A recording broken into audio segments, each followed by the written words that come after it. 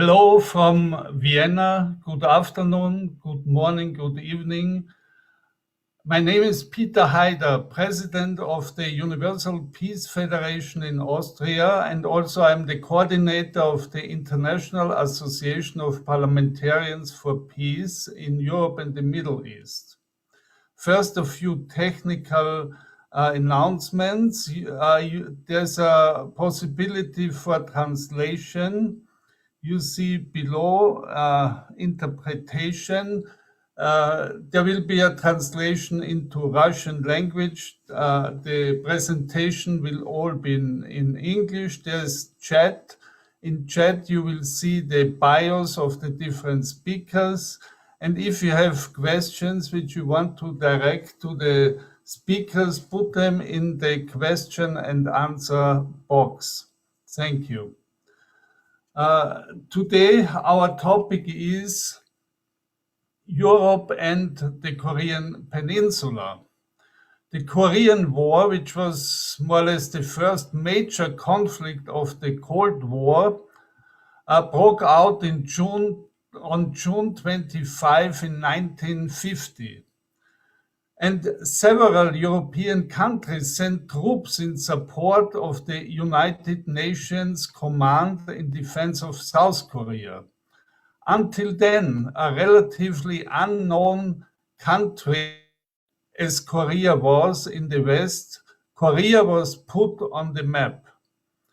The armistice signed in July 1953 brought an end to the armed conflict on the peninsula, which remained divided between North and South. However, no peace treaty was ever signed. Whether there will ever be a lasting peace depends on great part to the major powers in the region, which are, of course, China, America, Japan, and Russia. The UPF's Northeast Asia Peace Initiative is dedicated to peaceful unification of the Korean Peninsula. With this in mind, the Universal Peace Federation organizes a variety of programs that brings together leading experts from a wide range of professional fields: government, academic, civil society, faith-based organizations, media, business, and even the arts. The main goal is to contribute in some way to this peaceful reunification of the Korean Peninsula through dialogue, scholarly research, civil society initiatives that build also personal connections. Europe's role has involved, as I said, starting from military intervention to a much more soft power approach. Economic cooperation, especially with South Korea, humanitarian aid for and diplomacy with North Korea.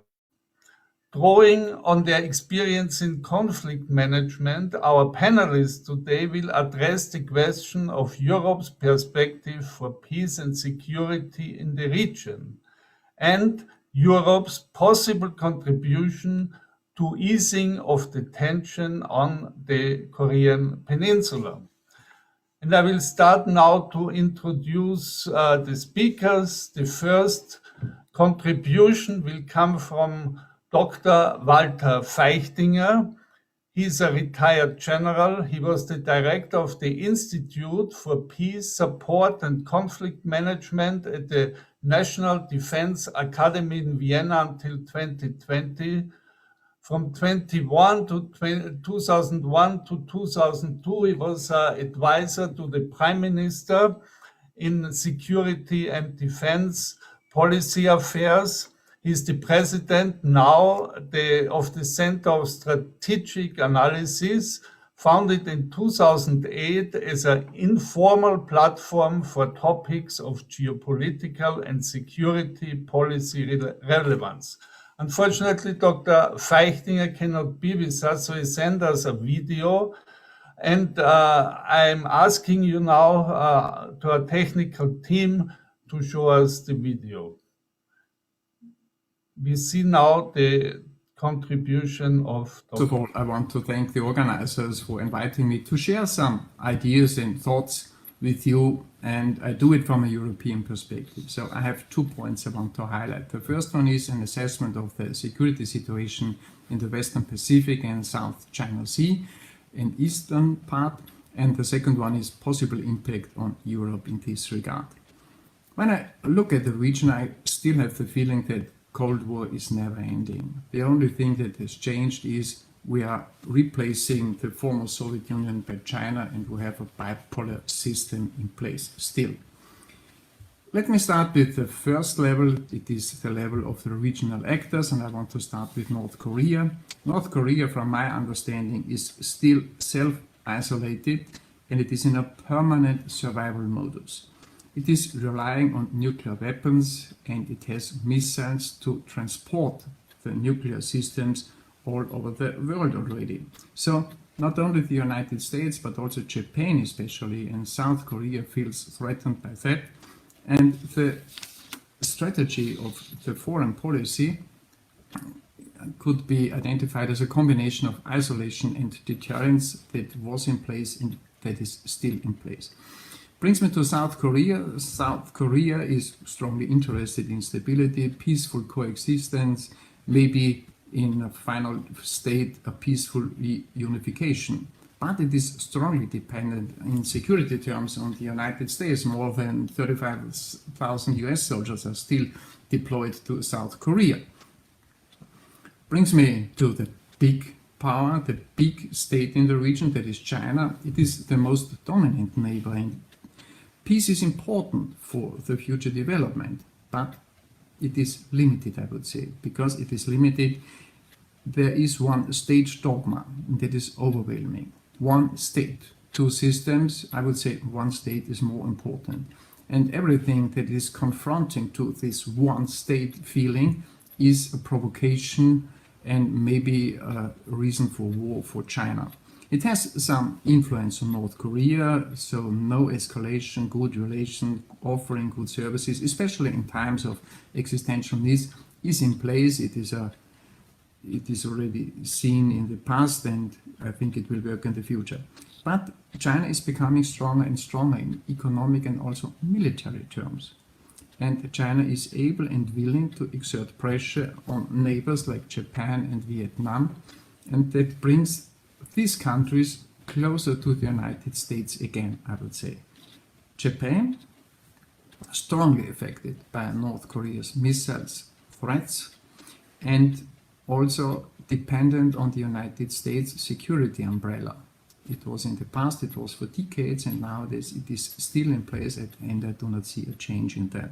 So the dependency on the United States is a very important element of the security policy of Japan. It is, as it says, strongly interested in peace, and I believe it, but it is also preparing for war. And that is a different development. It is different to the previous times. The second level is characterized by an overwhelming competition between US and China. What is China's strategy? China is wanting to roll back the US influence in the so-called 9-dash line. It is trying to gain control over air and sea space and in additional natural resources.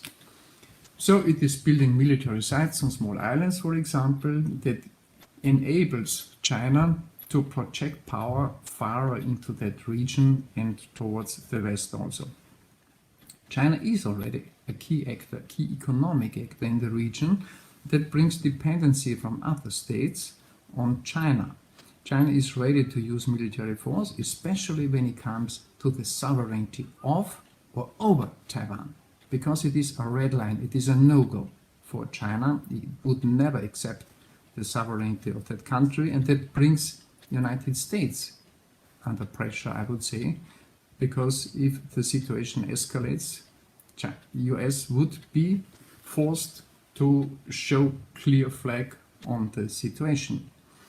So, from my understanding, the one states and two systems is a wishful hoping. It is very clear that it is only one state with one system finally, and the way is into that direction. And Hong Kong is only the first step, Taiwan will be the next step. Brings me to the United States. The United States is a status quo power. It wants to keep control over the freedom of navigation and its dominant role. It's providing a security umbrella for its partners and allies, and the US is benefiting to a certain extent from the threat coming from North Korea because it legitimizes its existence and deployment to South Korea and to Japan. And the opportunity gives also the opportunity to intensify relations, the cooperation, and building new alliances, but the United States is challenged more and more by the strength of China and its actions in the region. Russia has to be mentioned as a third player. It has old relationship in the region, especially with North Korea, and it is to a certain extent supportive to North Korea. But the most important thing for Russia is to be perceived as a global actor, as a global power. And in this regard, it is closely cooperating with China in an anti-West positioning and having this special strategic partnership with China makes them stronger and gives them space for maneuver in the room also. It is supportive to North Korea, as mentioned already, by energy deliveries, and it is a veto power in the Security Council of the United Nations. So sanctions, for example, against North Korea have to have the okay and go from Russia also. So together with China, no sanctions will be imposed if they do not want. What does it mean? We are facing intensifying tensions between the United States and China, and that have a negative impact on the development and prosperity in the region. And finally, it can endanger the cold peace in place also.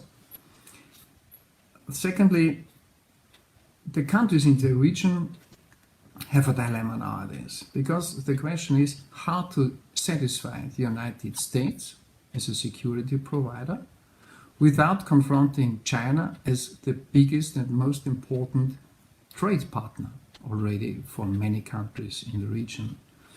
And the US is trying to build an alliance of democratic and liberal countries, and the question to the countries in the region, for Japan and Philippines, for example, is how can we follow that way? Is it possible for us, or is it too confrontative to China if we go to that alliance? And the third point is North Korea. I think it will stay the way it was. The survival of North Korea depends on its own political behavior. Only provocation, okay, limited provocation can work, but no bigger escalation, and it depends also on the goodwill of China in order of economic survival, I would say. Brings me to the last point in this regard. What does it mean for Europe? Has it an impact on Europe? Yes, of course. Firstly, Europe is strongly against the proliferation of weapons of mass destruction. And North Korea is a bad example for that, because other authoritarian regimes could also have the feeling, let us get nukes, and that is immunizing us against intervention from other states, also from the United States, for example, from the biggest one. So it is not in the interest of Europe to see that example of North Korea as a positive for others. Secondly, the more the US is shifting its interest and resources into the Western Pacific, the more Europe has to do for its own security. That is not clear to everyone, but from my understanding, it is unavoidable that Europe has to take its security in its own hands. And security is not only in Europe, it is also the European environment, looking at the Near East and North Africa, for example, and to the east, to the Russian border. And the third point is the US is urging already NATO countries to support them to to guarantee the freedom of navigation and so on. And they have a strong interest to bring in also missiles from NATO states, for example, and they are following to a certain extent. The Netherlands, for example, United Kingdom, and also Germany is sending single naval vessels for participating in military exercises in that region. I do not expect a strong engagement in this regard, but it is on the way, and the US is, I would say, more coercive than it was before in bringing European states in. Final word, the better the relation between China and the US is, the easier and more relaxed will the situation be. Or, in a bad way, it goes the other way around. North Korea will remain as a political explosive, as it was and it as will be in the future. The biggest challenge, from my understanding, is Taiwan. It can be a game changer for the whole region if China increases the pressure and Russia and United States has to deliver security as a security provider to Taiwan. Ladies and gentlemen, that is the end of my short presentation. I wish you a good conference and hope to see you next time personally. Goodbye. Good luck. Thank you, Dr. Feichtinger. I think you made it clear to us that the Korean conflict is not isolated. With good reason, it was a result of the Second World War inflicted on this innocent country by the big powers. And so the big powers have to play their part and their goodwill has to be in place if we want to see a unified Korea. Our second speaker will be Mr. Alin Wehr. He's the director of the Peace and Disarmament Program of the World Future Council. He's a peace educator and anti-nuclear activist born in New Zealand, now living in Prague, Czech Republic. He is the founder and global coordinator of Parliamentarians for Nuclear Non-Proliferation and Disarmament. He attended several times the Pyeongchang Global Peace Forum, and I hope he will say a few words about this. Among others, Mr. Wehr has won several awards, including the Right Livelihood Award in 2009, which is also called the Alternative Nobel Prize. So, Mr. Alin Wehr, the screen is yours now. Well, thank you very much, Mr. Haider. It's an honor to be invited to speak amongst this distinguished panel on a very important topic. You might see behind me here a picture of Bertha von Suttner, who is a woman in history who was born in Prague, Baroness Kinski, she was, maiden name. She married an Austrian, Baron von Suttner, and she was the first woman to receive the Nobel Peace Prize. And I mentioned her because the ideas that she was putting forward in her famous novel, Lay Down Your Arms, about how to develop diplomacy started in the European context, but wasn't just about Europe. In fact, even back then, not long after she wrote the book that elevated her to one of the leaders of the European peace movement, she then became quite instrumental in persuading Tsar Nicholas and other European leaders to hold an international peace conference in The Hague. It was the Hague Peace Conference of 1899. And the objective was to prevent war, because there were wars had been raging between European countries, as well as in other places, but particularly Europe, and to replace the threat or use of force and the preparation for war with better mechanisms for resolving conflicts between countries through international tribunals. And in fact, after the first Hague Peace Conference, the Permanent Court of Arbitration was established, and that still is in existence. And that also led later on to the establishment of the International Court of Justice. But I mention this also because back then there was a relationship with Korea, because major powers, not just European powers, but major global powers were invited to the Hague Peace Conference. Korea wanted to attend, and applied, but they were occupied by Japan. So the major powers denied the Koreans the possibility. But one of the leaders, it was a monarchy back then in Korea, traveled all the way to The Hague and conversed with Bertha von Suttner. And so back then, even then, there were ideas of the importance of bringing forward the voices of countries and changing the dynamic from one where the future of a country is defined by the decisions of big powers rather than by the people in the country themselves.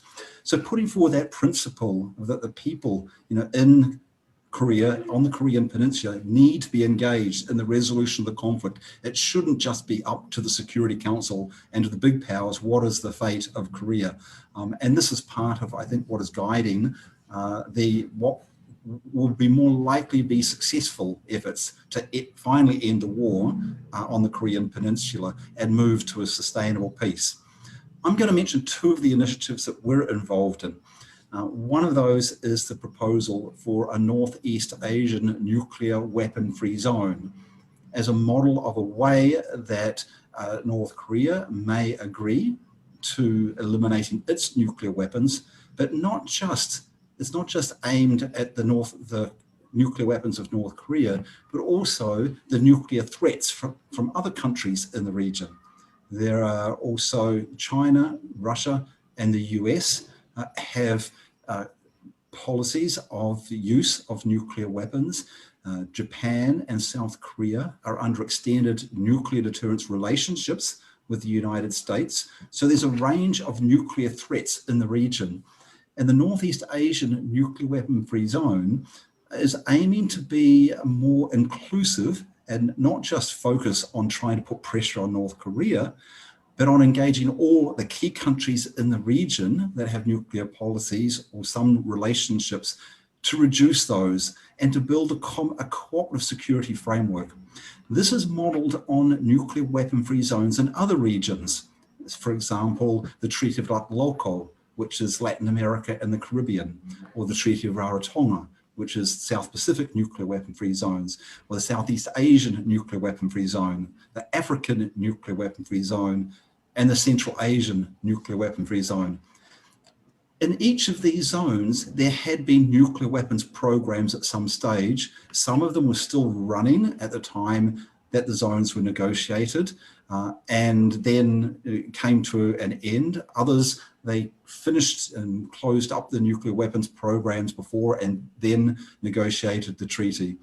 But all of them have built a common security approach where all of the countries in the region are engaged with each other in helping to build security that is security for all, not just security for me based on threatening others, but rather a security for all that's based on building cooperation.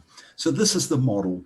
We've been working for this in cooperation with the Asia Pacific Leadership Network, which is a network of former leaders, prime ministers, foreign ministers, defense ministers, parliamentarians, and other experts from the region, from Korea, from Japan, from China, from Russia, Australia, New Zealand, the United States, China, and also with the Peace Depot in Japan, which has developed this model.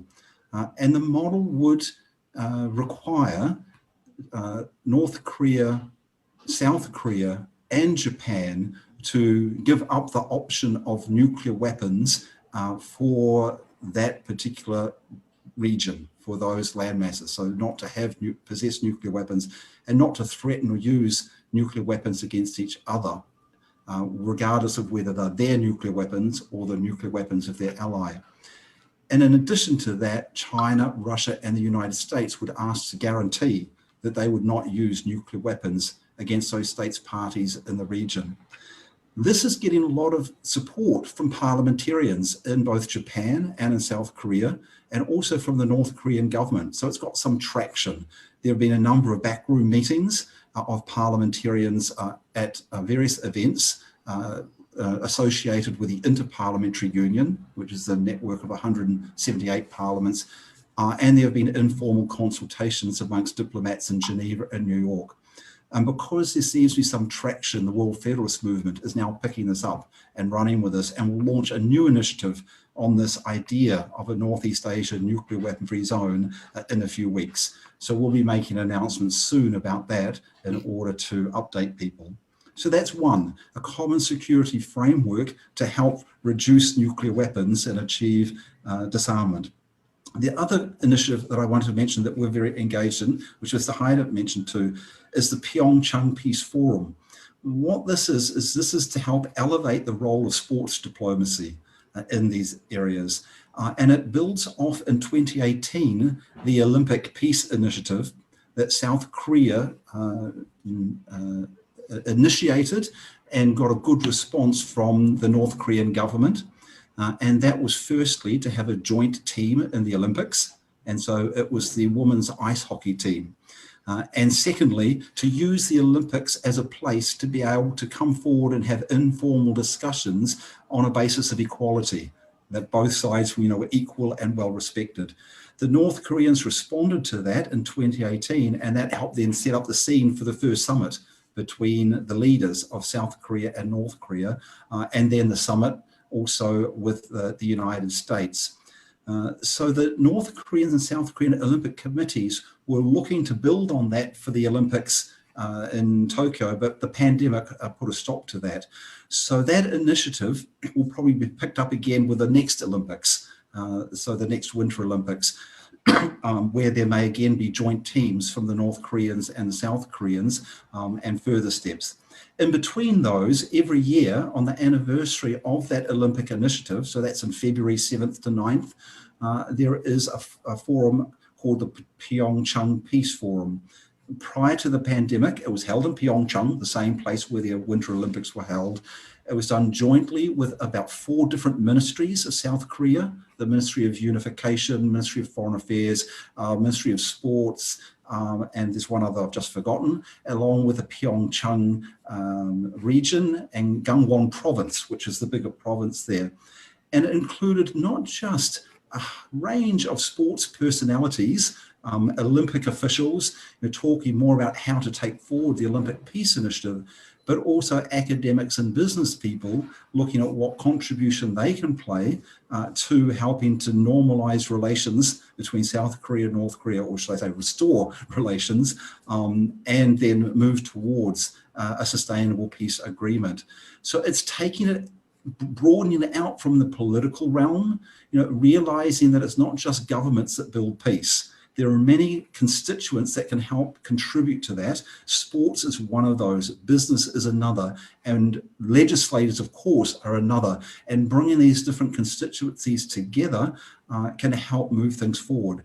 So the Pyeongchang Peace Forum, the most recent one this year, of course, was a hybrid event because of the pandemic. Foreigners couldn't travel to Pyeongchang, but it still has kept the ball rolling and demonstrated that there are ways that we can move forward in a way of mutual respect by all parties in order to address these issues in ways that could build success.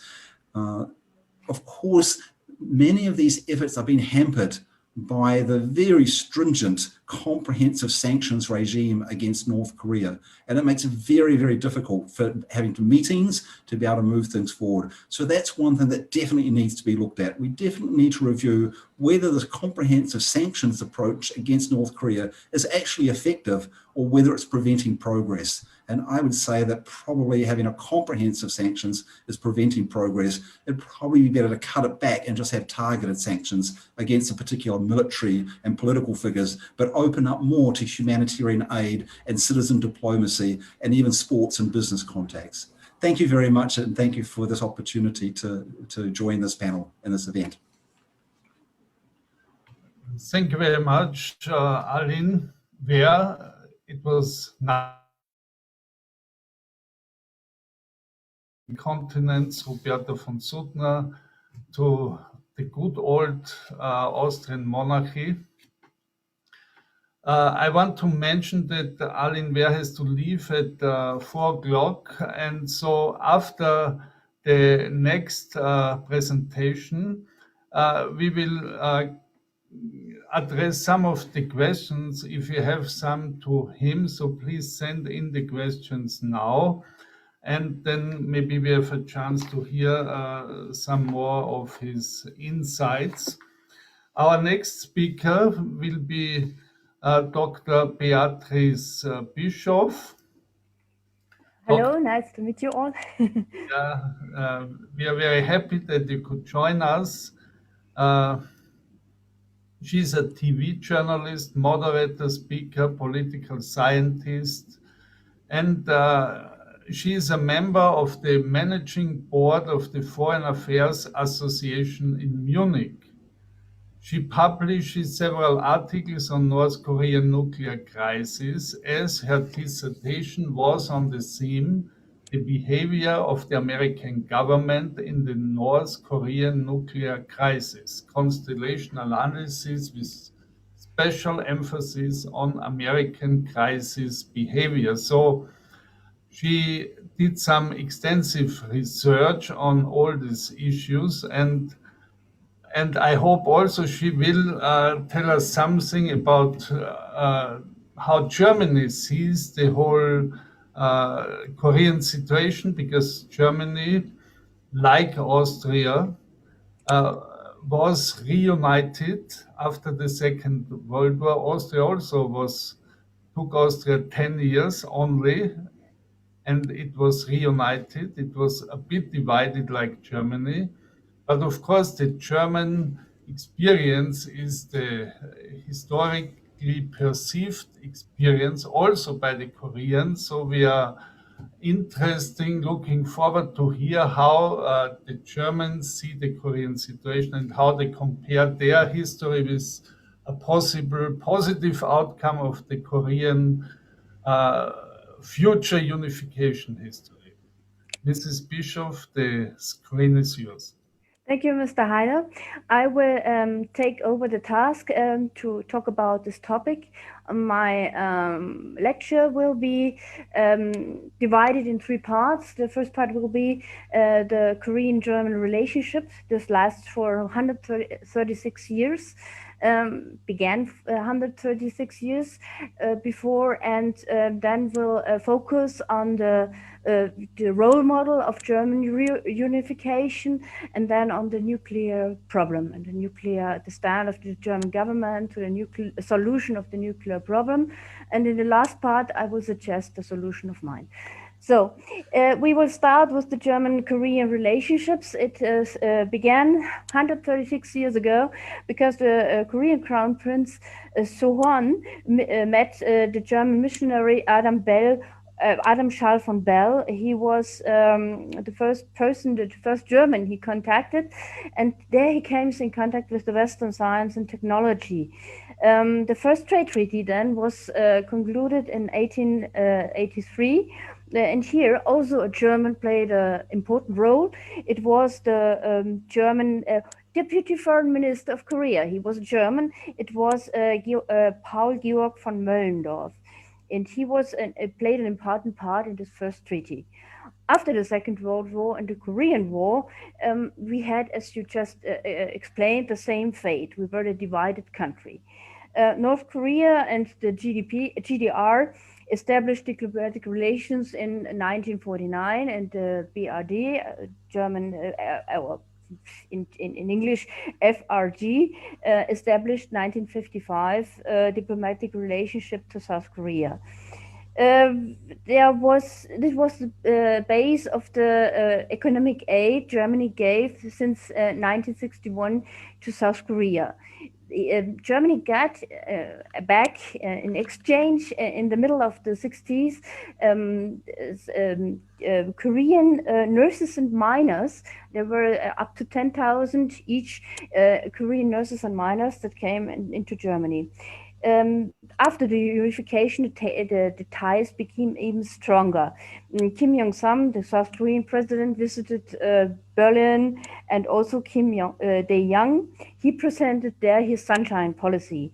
This was a policy very similar to our former Ostpolitik of Willy Brandt. It was the the policy of coming together to make an approach to the other part of the country. In 2008, the Bundestag decided to develop more dynamic relationships to Germany. Because then it became also a very important market for Germany and vice versa. It was always a question also of working together on science and development, and it becomes a really interesting interesting counterpart for the development of as a cooperation partner in science and technology. There were established certain programs. I don't want to mention that in detail. The diplomatic relationship to North Korea was established in 2001 on the proposal of South Korea, but it was not very strong, but it was there, and it's one of the not much country that has. We are one of the not much countries that have diplomatic relationships to North Korea. We have an ambassador that lasts a long time there, Thomas Schäfer. And nevertheless, there are sanctions, everything is working according to the UN Security Council, but we still keep also alive the dialogue. In 2017, Moon Jae-in, the new democratic candidate, came in South Korea, and he also established a policy comparable to the Sunshine Policy, and his principle was to establish a dialogue with North Korea, and this is going on. He puts in the middle the inter-Korean relationship of this relationship. Yeah, he puts it first. He said peace first, and then we can talk about the other things, because this inter-Korean relationship that he puts in the middle. His opposition parties are a somewhat different point of view. They want to put more emphasis on the Americans and the American partners. And there's also a possibility of the conservative side that puts more emphasis on the international community, as the IAEA and the UN. Kim Jong-un, on the other side, brought in a new policy, because he was no more putting the focus on self-sufficiency. He puts also the focus on development of economy. And here is the breaking point. He could be the breaking point of this relationship, because now he is open, could be open, or could made to be open for the outside world. This was not before, because self-sufficiency, you could do nothing. Yeah. Now he is a bit vulnerable even through this new perspective he developed. Then these two new policies, the policy of interrelationship first, and the policy of also economic development, changed the game a little bit, the situation of the game a little bit. And the breakthrough then was the Olympic Games in 2080 and the Panmunjom Declaration, where they come together and find a common ground, the South and the North. Could this be developed further? The Panmunjom Declaration established or focused on some points like complete denuclearization, no more war on the Korean Peninsula, determination its own destiny. The people should determine. Korean people should determine its own destination, advance in inter-Korean relationships, full application of all existing agreements, dialogue and negotiation, more active cooperation of all levels. And this is a point where we put in our proposals, because here we have a common interest. We have the common interest of more inter-Korean relationships on the one side, and on the other side of North Korea, the development of economy. So we could find maybe an interest that puts this together. In a demilitarized zone, it was agreed to build a peace zone. In this peace zone, there were suggestions from for instance, the Women's Federation for World Peace, how they could develop. My suggestion in this peace zone process was to build a hub, for instance, for women, to build a cultural product that they can be proud of, that they can earn money with, that give them a certain common focus, a common interest. They could, for instance, develop it. We could find other projects also. This was also one proposal for it. Mr. Moon, the president of South Korea, was very courageous to declare the end of war during this process of reconciliation. He wants to, this was a very, very courageous step forward. So then how is the present policy? The present policy is of President Moon is still to go on in this process without any assurances. His opponents from the other political parties want assurances from the North. But he said, no, we shake hands before that. He also don't want to be Korea be involved in the hegemonic struggle between China and the US. So this is he has also a bit a double-edged standard in connection to the deployment of the THAAD system. This is the defense system of the missiles the Americans want to establish in Korea. That's not it's not the same side from his opponent parties in his country. But how could Germany be a role model for the Korean unification? The Koreans themselves don't want exactly the same absorption model as we use, because they were afraid of the economic results we had to bear of this, and they want more a step-to-step approach. The younger generation has to be one to want it at all, because they lived a very long time without this reunification proposal, or with this side to get a reunification. As we had a lesson of the German Consul General, the South Korean Consul General Koim in our association, and he said that they don't want that North Korea collapse. They don't want an artificial reunification. The process has to be one of coexistence and common prosperity. It has to be a step-by-step proposal of integration. This is a very good stand, I think. And he explained also, and he showed us several projects to make alive this inter-Korean cooperation, like an inter-Korean railway project, and economic zones, that cooperation corridors and cooperation projects and something like this. And peace first, tireless efforts to reconciliate and cooperating strengthens the relation also with his neighboring countries. This was his message, his pure message on this. And yeah, the other suggestions are always connected with let the American do, or let the Koreans do on their own, or let the United Nations do the thing, of be the important part of developing this peace project of Korea.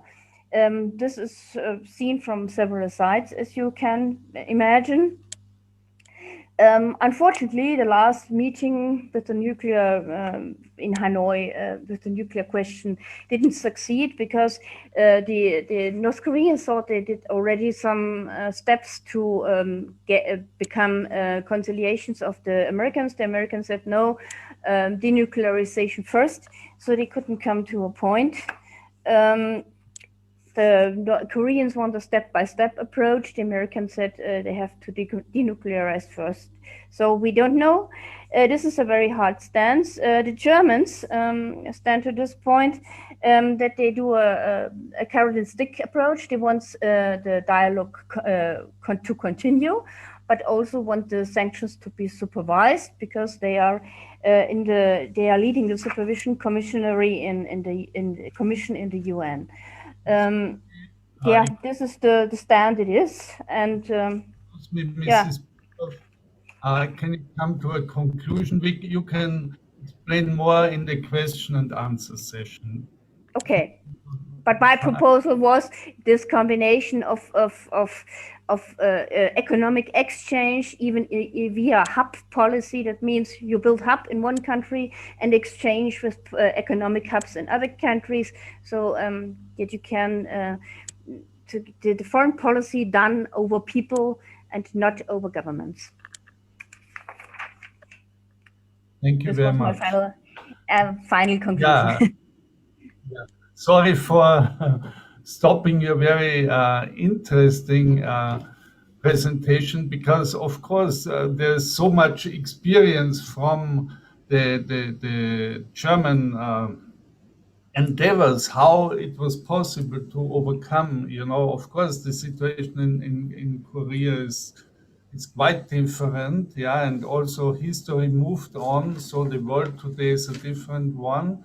But I'm sure in the question and answer session, you will have a chance to say a few more things which you wanted to explain. Now we come to questions for Mr. Alin Wehr. I have a few questions. One was, is it possible to trust North Korea and China to have a nuclear-free Asian zone? China and North Korea always developed their nuclear weapons in secret to a stage where they would profit in in a way to destroy nuclear weapons, maybe of other countries. Another question from Russia: why could the US undertake the role of guaranteeing security on the Korean Peninsula if its military bases make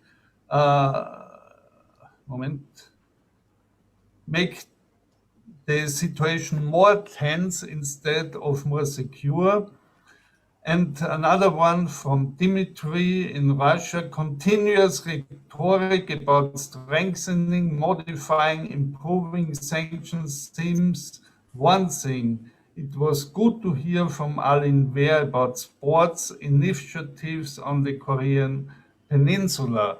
Alin, can you find a way to answer these questions, please? Yeah, thank you very much. And the first one is on, can you trust the Chinese? Can you trust the North Koreans? And I go back to what President Ronald Reagan said when he started the process with, back then it was the USSR, the Soviet Union, of shifting from a primarily antagonistic and nuclear arms race framework, building up nuclear weapons and more threats, to one of more conciliation and arms control agreements. And what Reagan said when he was asked this, can you trust the Soviets? He said, well, we start with trust, but that's not enough. We have to verify. And that's an important issue here. In agreements these days, disarmament agreements, peace agreements, generally there is also built into those agreements mechanisms for verifying and ensuring compliance. So that you move beyond this issue of whether you can trust or not, because trust by itself, we know, can have problems. And we know that it's possible to verify these types of agreements. In terms of nuclear weapons capabilities, for example, we have both the UN Security Council experience, we have experience from the UN commissions in Iraq, but most importantly, we have the International Atomic Energy Agency.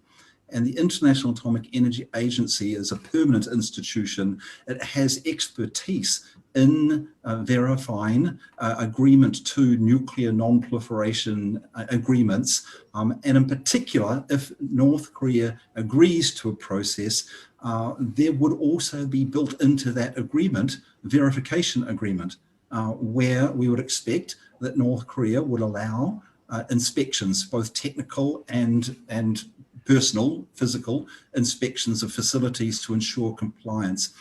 North Korea has done this in the past.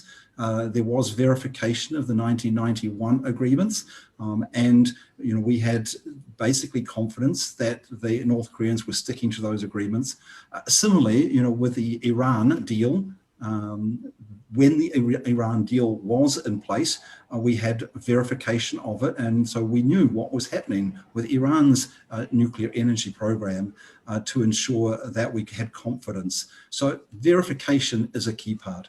But the other part of trusting, and I think this goes back to what Dr. Beatrice Bischoff was saying, is that trust is something which is built up over time by mutually reinforcing activities. And this is why the incremental reciprocal measures which North Korea has been asking for with the peace and denuclearization commitments is the best approach. If you just go for the idea of total denuclearization at once, how can you trust that that's going to work? But if you've had experience of doing incremental measures and you've verified those and you see that each side is keeping their agreement, then it's much easier then to go to the more comprehensive agreement because you've already built up that trust based on the behavior of implementing the incremental measures. So the incremental measures is the most important way to go. It's a way that can be done where you can build trust, and it's a way where you can build proper verification mechanisms. So we need to follow those sorts of ideas. The second question on US military bases, I would concur in some degree that military bases can create provocation, but I think it's not specifically the military bases, it's what happens with military exercises. And it's the military exercises that can be either provocative or not so provocative, and the way they're conducted. And this is important whether it's military exercises off the coast of North Korea, which the North Koreans see as provocative and are very nervous about, or whether it's military exercises in Europe, whether it's Russian military exercises along the borders, and European countries are very nervous about it, particularly because of the tensions and conflicts over Ukraine, or whether it's NATO military exercises along the borders or up in the North Sea. So I would say it's better to look at the military exercises and to have military communications so that each side's military understand what is the purpose of those exercises, what is the nature of them, that they're not going to be just a dummy run for an aggressive military attack. That to me is a more important equation than whether there's a military base or not. And I think the third question was, again, reinforcing what I mentioned before about the sanctions. This comprehensive political sanctions and basically retributive sanctions against North Korea are not helpful. Targeted sanctions on specific aspects of behavior can be very, very helpful, but you also have to use them properly. And if North Korea is making some initiatives along the right lines, then you need to reduce those sanctions. Otherwise, you're not going to get trust from their side. And it's the same when we're talking about Iran. I'm just mentioning that because we have a similar sort of dynamic when Iran was going along with the JCPOA, but the sanctions weren't removed. It broke down the trust. And we basically, that whole agreement is now in disarray and has to be rebuilt. And that trust has to be rebuilt. So we need to actually help the North Koreans develop trust by easing the sanctions as they're making incremental steps. Thank you. Thank you very much. And of course, sports is very important. You didn't mention the importance of sports. Anyway, we know it because also this process of Pyeongchang started with the Olympics. Thank you for your contribution. We move on now to our final speaker. It is Dr. Dieter Schmidt. He's a medical doctor practicing in a clinic for Western and Eastern medicine in Flensburg, Northern Germany. He studied Western medicine in Germany and Oriental medicine in Korea. He's the president of the Korean Hand Acupuncture Institute in Germany, and he's since last year, I think, the chairman of UPF Central Europe. Dieter, the screen is yours. Thank you very much, Peter. I'm very happy and very grateful that I have a chance to speak on this very important webinar. It's a big honor for me. And I believe many of us have been at several of these webinars already, and like me, learned so much about the complexity of the Korean reunification. So my contribution, as you can imagine, as a medical doctor, does not so much come from a political, economic, or even military viewpoint, but from my experience of investing to bring about German unification in my time as a student in Berlin, and through my more than 4 years when I lived in Korea, and when I developed a deep love for this nation. As a follower of the late Reverend Sami Moon, it has been my conviction that the unity of a nation cannot be accomplished through political, economic, or military means alone. There is much more to it. Reverend Moon expressed it like this: efforts to improve relations between two nations in political, economic, or military field will lead to unity only if they are motivated by true selfless love. Well, of course, in the process of the unification in Germany, it was difficult to see this genuine selfless love in the many talks which were needed for the unification. But there were many people on both sides of Germany who expressed their love and concern to the other side. People were risking their life to help people flee from East Germany. And there were thousands of packages sent to East Germany for Christmas and other occasions. And beyond this, there was an unseen spiritual, I would say, heavenly protection which guided the activity, especially in East Germany, for the unification. Unforgettable are the silent demonstrations for unity which started in the churches with prayers. However, in West Germany, the reality in the 80s was that most people did not care much about German unity. The political parties did not believe it could happen. In the 1970s and 80s, even Socialist Party at this time had answered the question for themselves and had already a secret negotiations for unified Germany under communism. However, through the vision and the teaching of Reverend Moon, we believed that the German unification will come. So in the 80s, we held continuous rallies in the city of Berlin for German unification. At this time, I was convinced that the unification of Germany will come, and I called it a mandate of history, or in religious terms, it is the will of God. We held the biggest rally in the history of Germany against the Berlin Wall, exposing what is wrong with the ideology of Marxism-Leninism in Eastern Europe in many ways. In Berlin, we smuggled books with a God-centered worldview together with a 20 D-Mark into East Berlin, risking a possible incarceration. For a whole year, we prayed every week at the Berlin Wall at 7 places for the unification of Germany. Later, we went to the city of Leipzig to support the rallies. We are the people. Reverend Moon himself showed us the example how to win over your enemy by love. Only a few days ago, a North Korean defector who had a high position in North Korea, now is a member of parliament in South Korea, testified about Reverend Moon. He said Reverend Moon was the only one who clearly spoke against the huge ideology in the North Korean parliament.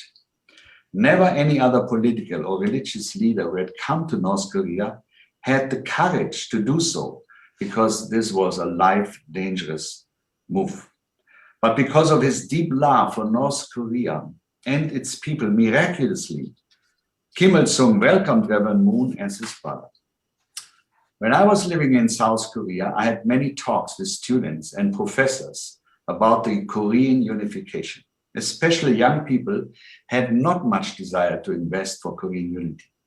And the politicians did not express a strong will for unification after they had studied how much the German unification process had cost.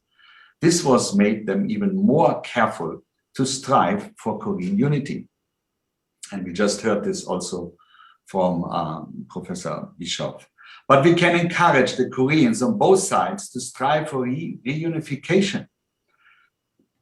Today, when it is possible to travel to the former East European nations, It is such a joy to go there and to be able to travel. I would say this new freedom we gained in Europe is worth all the money which has been invested for the unification. And it is an unforgettable moment when the Berlin Wall came down and the East Germans were welcomed in West Germany, and people were hugging each other and shed tears together.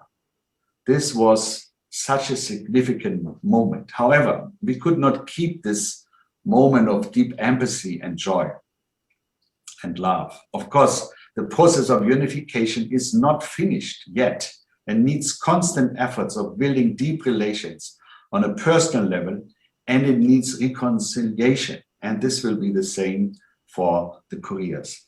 Just 10 days ago, we held a peace event in the triangle border of the Czech Republic, Austria, and Germany.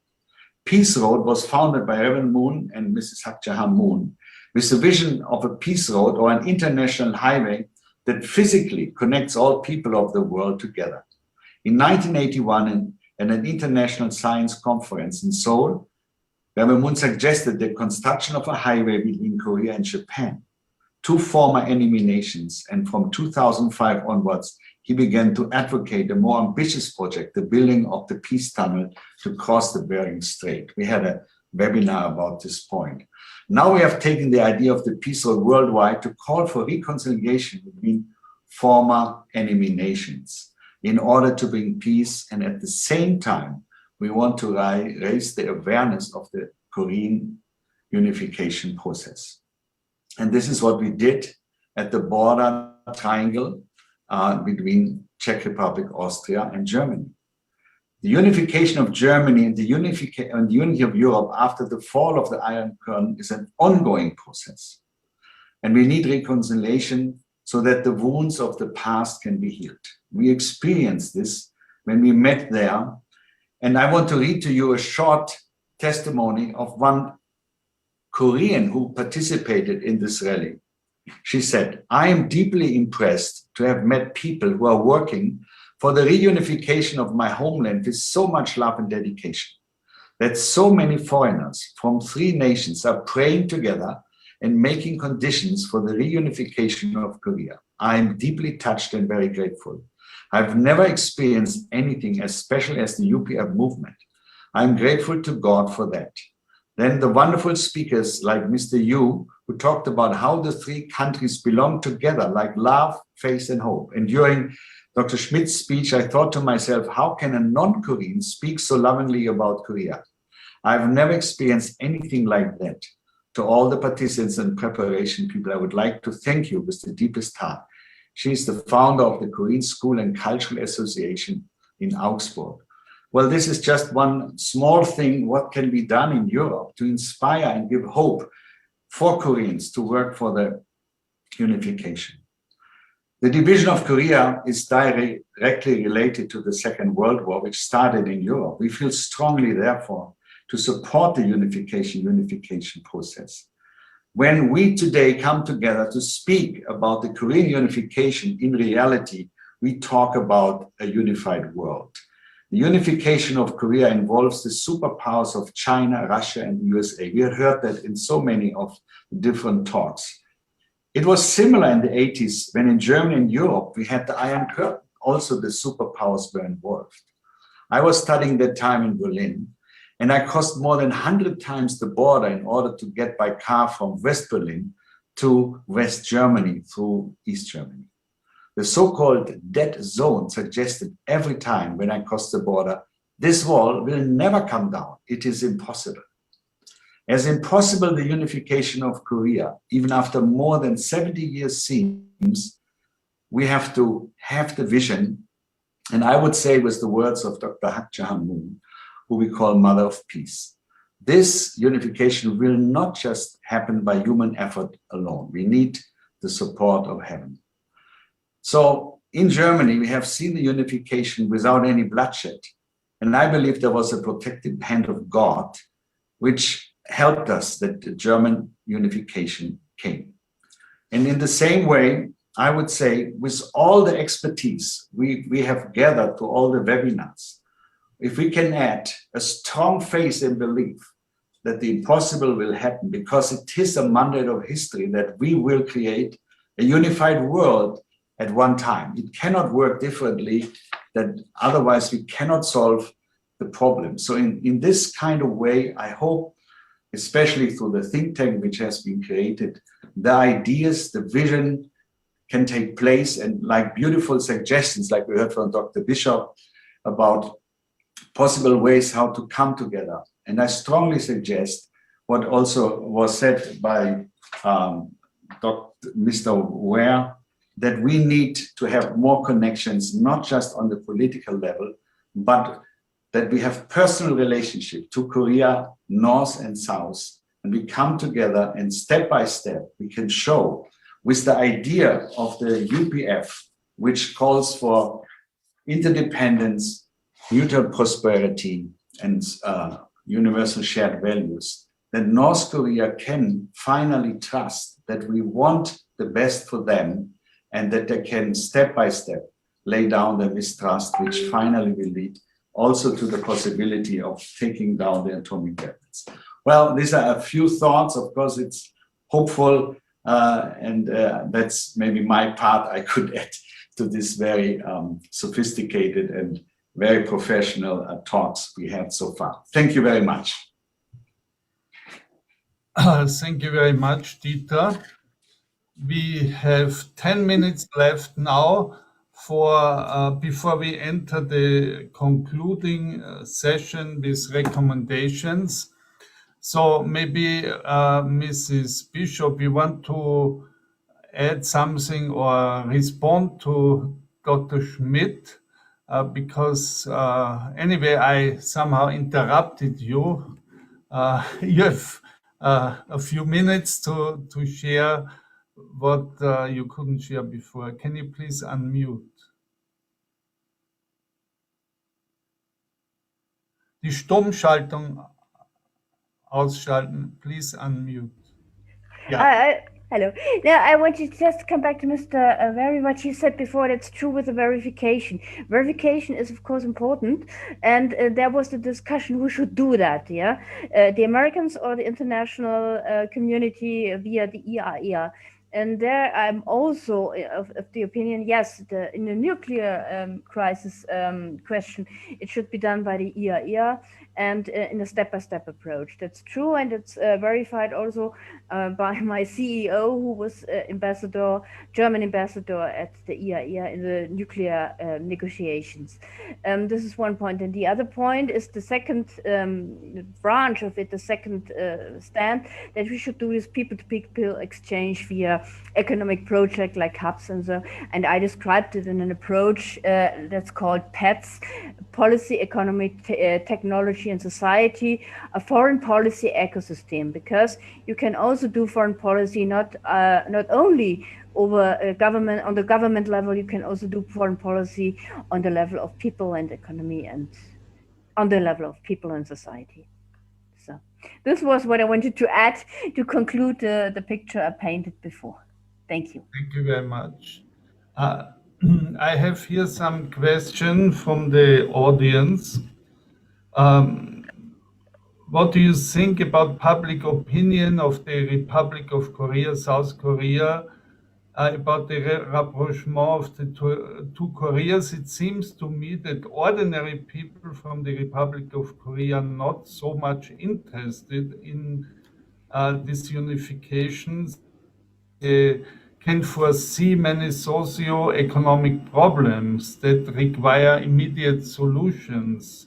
Maybe, yeah, also Germany had big challenges. So yes, maybe both of you can come with some final words relating maybe to this question.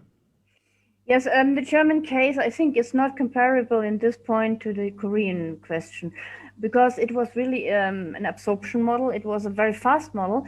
The 10 points of Chancellor Kohl, where the process was started very fast and very fast done, because it was the chance of history to do that. Yeah, and I think it was okay. It was the real decision, but it was a heavy burden for the German economy. So therefore, I think it is real to to say the the Korean Euro-ification should not be in this full absorption model to save the economy. I think it's the step-by-step approach will be better for the economy and for the people of Korea. But it's not to compare, because this was the chance of history for Chancellor Kohl, and he did the right thing.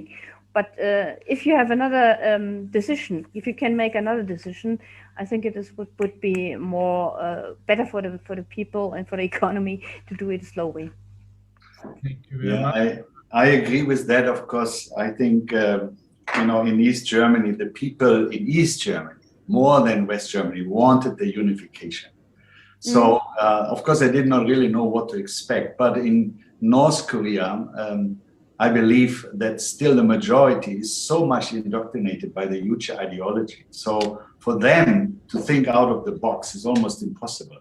So I think we need to also understand the huge ideology on both sides, so that step by step there can be a process that they can find other values. We cannot just overtake them ideologically. It's impossible. But I would really say in all the discussions we have, we are missing this ideological thing. Just to talk about the disarmament or not to have the atomic weapons is not enough, because the atomic weapon is the result of the huge ideology. And if we don't really study that and understand this part, we cannot really change it, or we cannot help the people maybe to think on a new level in North Korea. But we have to have the courage to approach them, not just politically, on all levels, sports, culture, anything, to make more holes into the North Korean society, so that slowly they can trust us. And we have to do it with a genuine motive.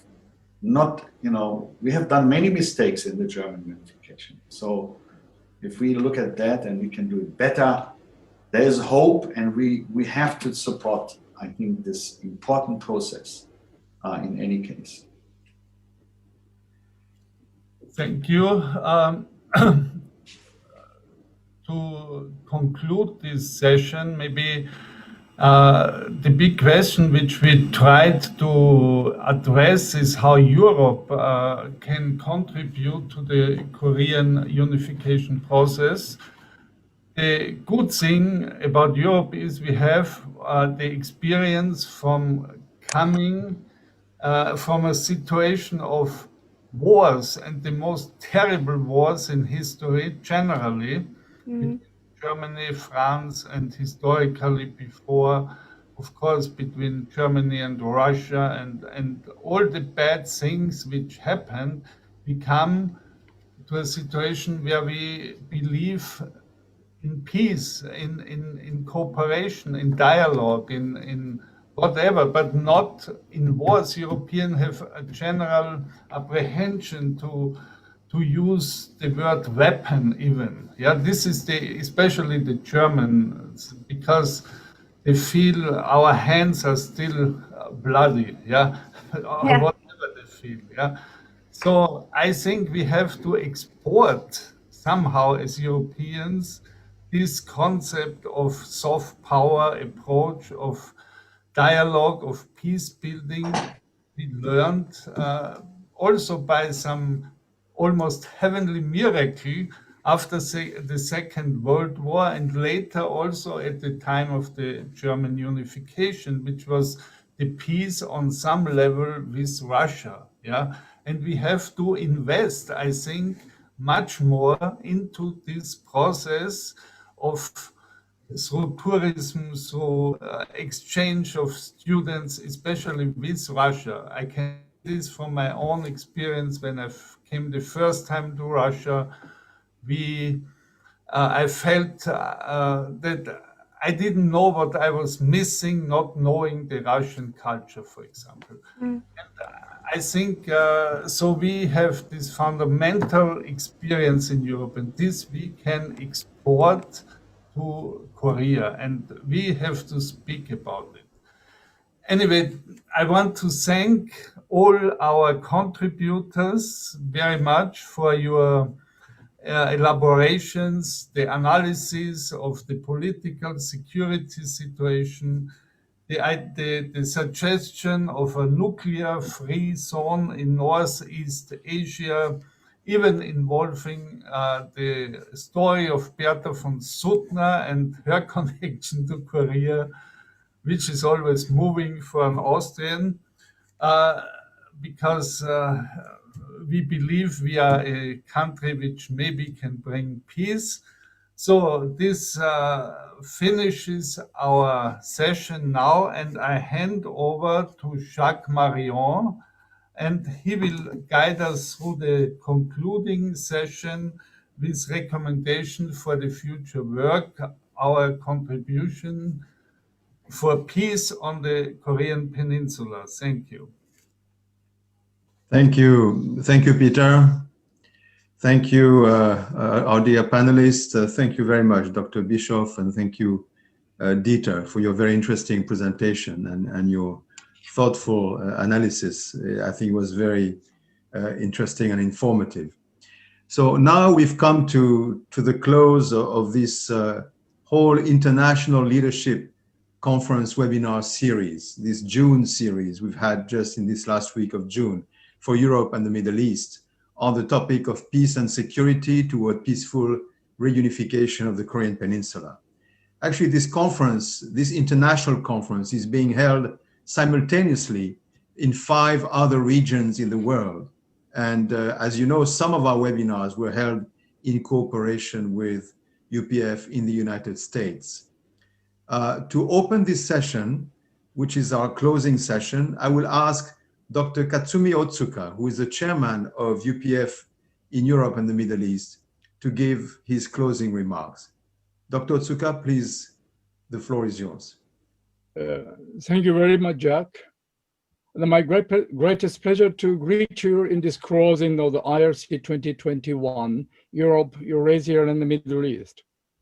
Let me first express my deepest gratitude to all the panelists for making this event fruitful. I was very impressed by the excellent presentations by the distinguished scholars and the peacemakers, and I hoped to learn more about the topic from these eminent speakers someday soon. Dear UP friends, it was also our great happiness that we could have many participants from all over the Europe and the Middle East, and even from other parts of the world. Without the wonderful attendees like you, this ILC could not be successful. Thank you very much. The ILC 2021 was organized with the topic of the peaceful unification of the Korean Peninsula, commemorating the 30 years of the UPF founders meeting with North Korean Supreme Leader Kim Il-sung in 1991.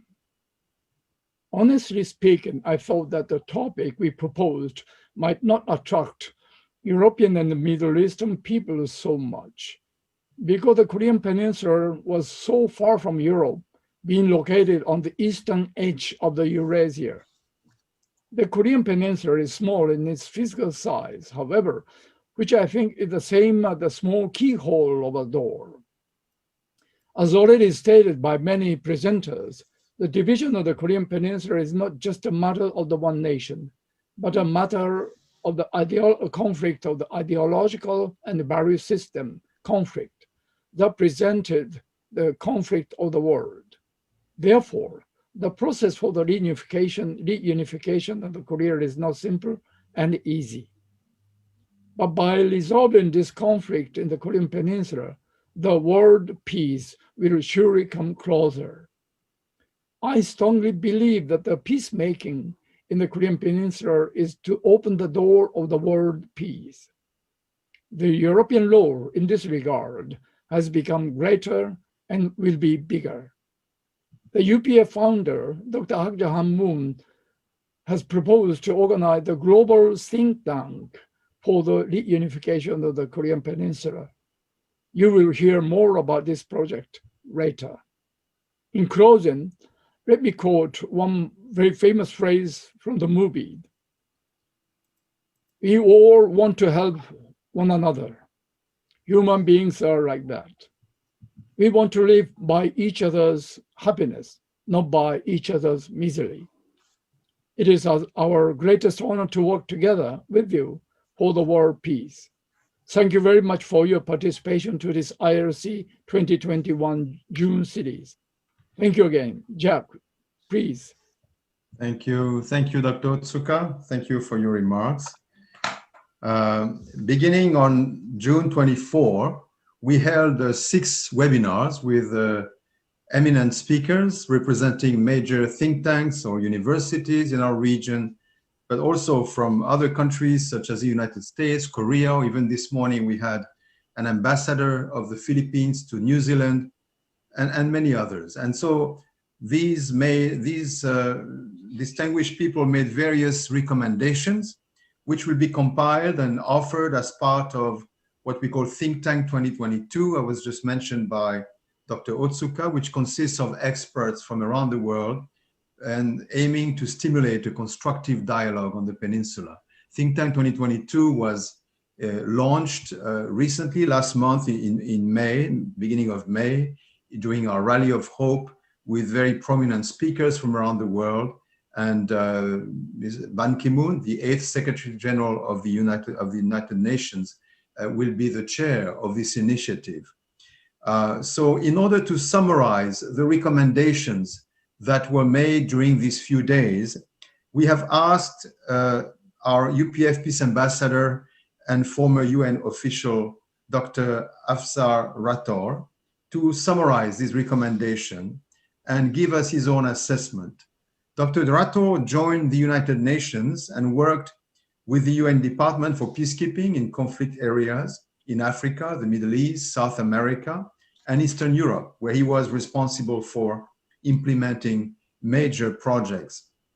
After serving at the UN for over 30 years, he dedicated himself as a volunteer to projects funded by international NGOs in developing countries in the fields of conflict, disaster project management, interfaith harmony, education, the environment, and others. Currently, he is the president of Leo Soil, which is an Austrian-based environmental NGO. So I have the pleasure to introduce Dr. Rator and ask him to take the floor. Please, Dr. Rator, the floor is yours. Thank you very much, Mr. Marion, Jack Marion. Excellencies, distinguished guests, ladies and gentlemen, scholars, and peacemakers. On behalf of UPF, I welcome all of you very warmly from Vienna and appreciate UPF for giving me the honor and privileges to be part of such a dynamic movement for peace. One of the main objectives of this webinar is to facilitate the peace process in the Korean Peninsula and what role the NGOs, civil societies, and the international community can play. My presentation will be in 2 parts. First part is the summary of the recommendation made during the webinar held from 24th to 30th June 2021. And second part is my own recommendation based on my long-term UN experience service in the various parts of the world as a peacemaker, as well as my family history as a divided nation. So can we go to the, please, slide number 3. Next slide.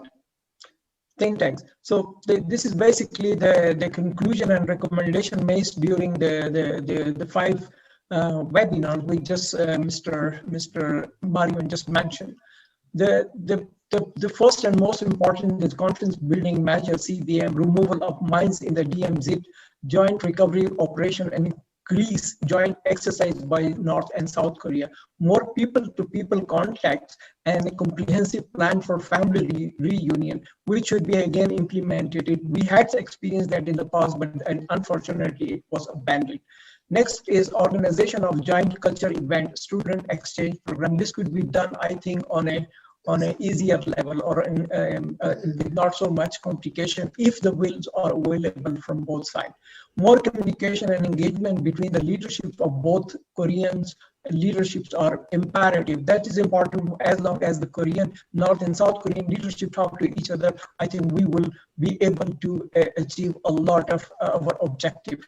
And one of the major things was, and this was also discussed in many webinars, that is the address the North Korean security concern. I think they have a history of lack of trust on our part. So this security, their concern, should also be addressed.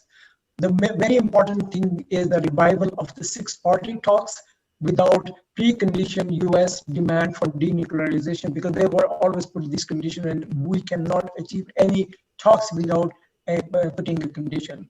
So the West should also support corona vaccine campaign in North Korea by supplying free of cost in order to win the heart and mind of North Korean.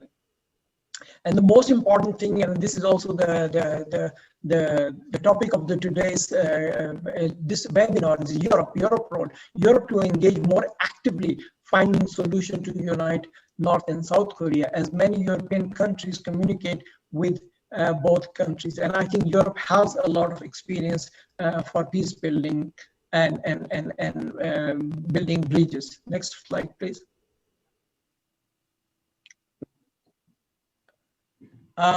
And then one thing we have heard a lot about, the sanctions do not work anywhere in the world. However, sanctions are imposed from the US Security Council on North Korea. Sanction relief, particularly the humanitarian sanctions, should be gradually should be lifted, providing incentive for the North Korean to come to the negotiation table. Active role of NGOs, our NGOs, and civil society in North Korea to help alleviating corona aftermath and helping community and building bridges without being misused. This is also something which the North Korean always perceive, that the NGOs and civil society have been misused by powers. So, but they have a big role, and as mentioned, that UP have been very instrumental in bringing a lot of help there. One of the major recommendation is also no compromise on the human rights issues in North Korea, but this should not be a precondition, but part of the process. DMZ, this is a dream, as I said, DMZ into a peace zone by establishing a peace park. Today it was also discussed that it proposed that it should be also a peace city. Foreign direct investment in North Korea to create jobs, alleviate poverty, bring prosperity, and building trust. That is also very important. One thing is where a lot of discussion was also vigorous UN participation. Also, North Korean have a very bad memory about the UN participation in the 1950, but time has over, and now we have a new world order, stationing UN peacekeepers in the DMZ. And today also our friend from Geneva mentioned the 5th UN headquarters should be also in the Korean Peninsula. This is also a dream which should also be supported by that. The one important thing is South and North Korea should also recognize each other as a sovereign state. And the last thing what Dieter Schmidt and also Peter Hager say, nuclear weapon free North Asia. It could also bring advantages for all the stakeholders, including China, Russia, and Japan. And I think that should be, if properly described and articulated, maybe we have to start to work about it. Next slide. Second part, this was the recommendation by this webinar. Second part of my presentation with some proposal which might be different. Sound like a Star Wars. 50 years ago, nobody believed these Star War movies were unbelievable or unimaginable, but reality of today. Who believed in 1980 about the unification of Germany? I am a believer of Martin Luther King, who said, I have a dream, and we have a dream for unification. I can understand the pain of Korean as a divided nation, as I belong to Kashmir, also divided into two countries. Our destiny are similar to the Korean people, and therefore we can understand their pain and their situation. Next slide, please. So before we go to the further recommendation, we have to also offer the North Korean what are the benefits for any reunification, because they are the main stakeholder. We don't know, as was mentioned recently, that they have been living through the propaganda, and they might not be able to understand the dynamic or the advantages of the reunification. So the first thing will be from isolation and confrontation to reconciliation, peace, and prosperity. This will bring in North Korea. Reduction of military expenditure. This is another thing which huge amounts are spent by the North Korean. They don't have it on the military. Investment in the infrastructure, industries, environment, energy, and health sector, which will create huge job opportunities and bring prosperity. The next is improvement of trade, commerce, business, financial standing, and export. The next is technology transfer will be available to the North Korean, which are lacking right now. Labor exchange and manpower. South Korea and Japan, the neighboring country, has aging and reducing and have a reduction in the population growth. So they are lacking manpower. North Korea has excellent opportunity to provide that in a unified or in a unified Korea. These opportunities could be available. Most of the natural resources are in North Korea, but cannot take benefit due to lack of technology and funding. So this is another advantage. It is believed, or it is anticipated, that unified Korea economy would be bigger than Japan by 2055, 60, based on next year's prediction. So hopefully that will also be taken into account.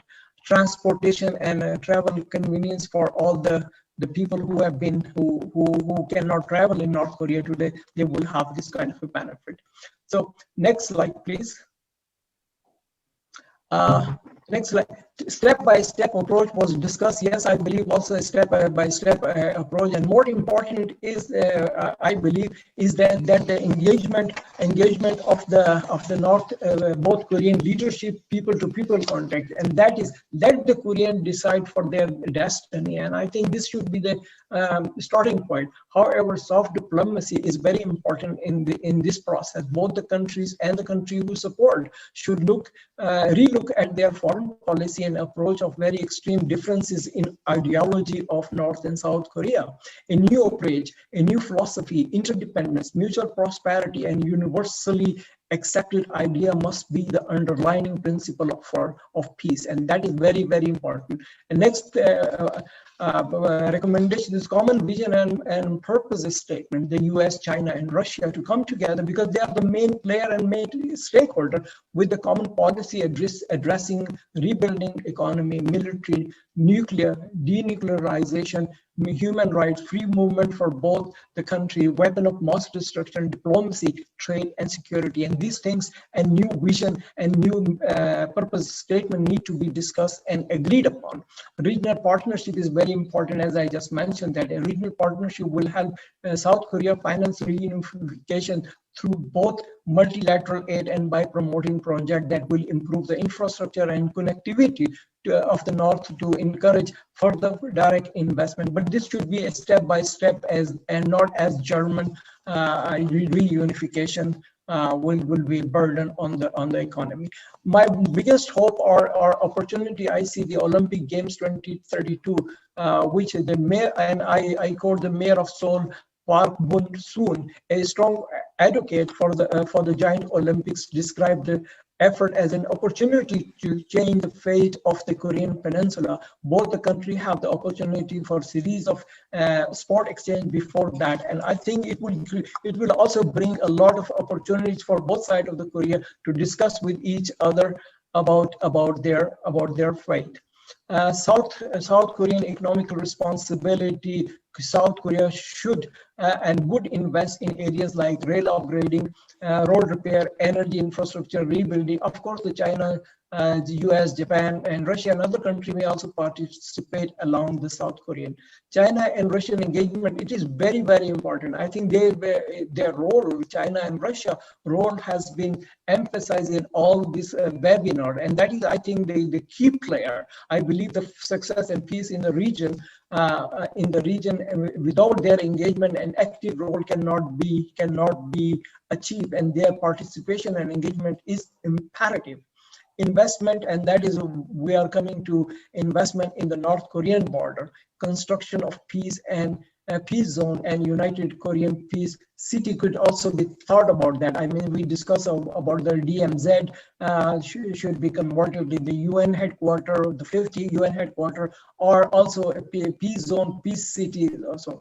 The long-term objective, and that is where I am coming now, is the loose confederation between Korean. And here we have European examples. For example, Switzerland model could be taken a step-by-step approach with two states, with one market-driven economy during a transitional period of let's say 15 to 20 years. By that, thus improving the living standard of the North Korean. You have to also understand that in a unified Korea, North Korea having only 50% of the population in a democratic process, they will be the loser. So we have to go through a step-by-step approach on the one hand, and on the other hand, also this should be a transitional period for a longer period where they should also be in part of this governing and decision-making process. An ultimate goal, and that is also, as I say, I have a dream, ultimate goal and objective should be a united Korea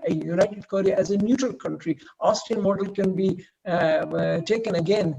Peter Heiser just mentioned about how the Austrian got their independence in 10 years, and I think if Korea cannot in 10 years, we have been going this process for the last 73 years, probably give them another 20, 25 years. And if we achieve that, I think we have achieved a lot.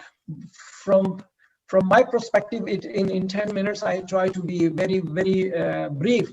I would like to thank you all for your engagement in the process. I look forward to continue and expand our cooperation and collaboration in the future, and will engage to work for achieving the better tomorrow for our next generation. I conclude my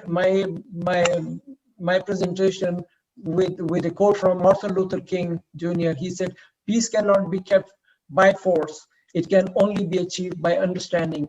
Darkness cannot drive out darkness. Only light can do that. Hate cannot drive out hate. Only love can do that." With that, I wish all the peacemaker, a scholar, distinguished guests, thank you very much for your time and patience, and I wish all of you a very success, and I hope we will be working with more energy and more power in the years to come for a better cause. Thank you very much. Thank you, Marion, Mr. Marion. Thank you, Peter. Thank you, everybody. Thank you very much, really, Dr. Rator. Thank you for your very comprehensive report, but not just your report, your vision. I think we really appreciate coming from your years of experience worldwide to solve conflicts, to deal with conflict through the United Nations. We can see also your heart for Korea and for the reunification of the peninsula.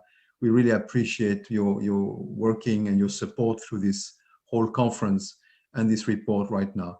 We will make all these two documents, the recommendations, the full document on the recommendations from this ILC, as well as Dr. Rator's article, which has been quite deeply written and thoughtfully written, will be posted on our website. So now I will come to the last final concluding words of this session with actually a video recording, because Dr. Michael Balcom, who is the regional president of the Family Federation for World Peace in Europe and the Middle East, which is a sister organization of UPF and working very closely with us, and we cooperate in so many ways. Dr. Balcom sent us a recording of his closing remarks. Let's hear Dr. Balcom right now.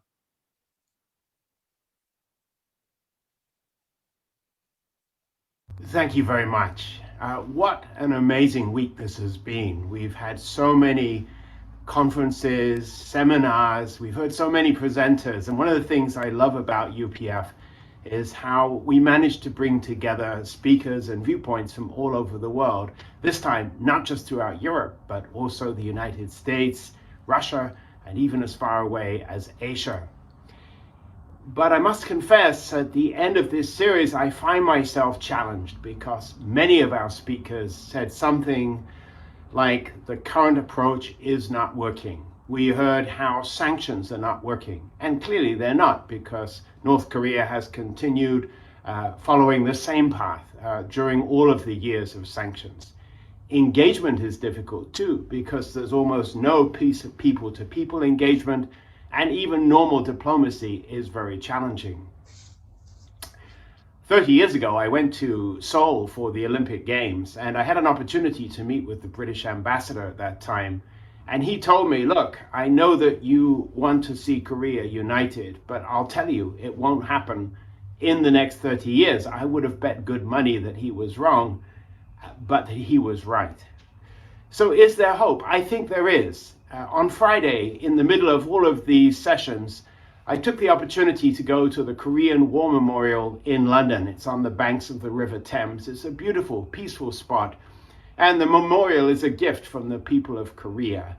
We gathered there and we prayed for the more than 1,000 British soldiers who died in Korea, thousands more who were prisoners of war. And all over Europe, and indeed in the United States, there were similar remembrances. And I've come to learn that in Russia and China too, there's a great deal of pride in the soldiers who went to fight what they believed for in the Korean War. So one reason I think there's hope is that the blood of innocent young people was shed in Korea. And maybe it's poetic or fanciful, but I think it cries from the ground for the peace that everybody wants to see. Even the countries that fought in the Korean War are not enemies anymore. We play football instead. But somehow the problem of Korea remains. And another thing that sticks in my mind was a comment from Congressman Matt Salmon on one of the ILCs a few days ago. He said, look, there has to be the intervention of God. Now, UPF is a secular organization, but as you know, our founders, our father and mother Moon, often said that the problems of this world are not simply human problems. They need a spiritual solution, even a divine solution. And however we see that, I think we can recognize that simple diplomacy, economics, and all these approaches alone will not work. But the exciting thing is that even far away as we are, we're really focusing on this problem. And I believe that despite the difficulties, we could be at a turning point. Many years ago, Reverend Moon gave a speech in which he said, we have to stop looking at problems with humanistic eyes. We have to see them through the eyes of God. And if we do, we will see that we are at a turning point in human history. Let's believe in those encouraging words. Thank you. Thank you. Thank you, Dr. Balcom. Thank you very much. Always your powerful and great inspiration. So now we've come to the conclusion of this session, of this webinar, and of this International Leadership Conference. And so I just have to announce that we have 2 more series of webinars coming up very soon. This was only the first of a series of 3 conferences that we will hold in June, July, and August. So the next one will be from July 27 to 29, and the overall theme will be best practices in track 2 diplomacy toward peaceful reconciliation on the Korean Peninsula, the private sector, civil society, NGOs, faith-based organizations, and humanitarian relief. So that will be the first series at the end of July. And then the second one will be in August. As you can see, we do this every month because we believe this year, this is our utmost focus. The Korean Peninsula is the utmost focus of our organization. On August 20 to 21, 2 different themes will be treated with several webinars again. One will be on prospects for economic development and peace, We will talk about such things as the Korea-Japan Tunnel or Northeast Asia Economic Zone and so on. And the second part of that series will be on ideologies, worldviews, and international relations. How do ideological and worldview factors impact the various understandings of conflict? This is what Dr. Schmidt was talking about just before this closing session. So I think these promise to be very interesting, and we will call again on prominent speakers to address these issues. Maybe some of you again, we may call on you. And so please stay tuned. World affairs and world news never stop. So even though it's vacation time, we warmly invite you to attend these upcoming events. We will keep you informed on our detailed programs as soon as possible. Thank you again. Thank you very much for your attention. Thank you for our panelists again, Mrs. Bishop here, Dr. Bishop and Dr. Schmidt, and of course, all others as well, Peter Heider, and all our participants from around the world who are here in number and who have been attending with us all these webinars. Thank you very much and have a good summer. Bye-bye. Thank you.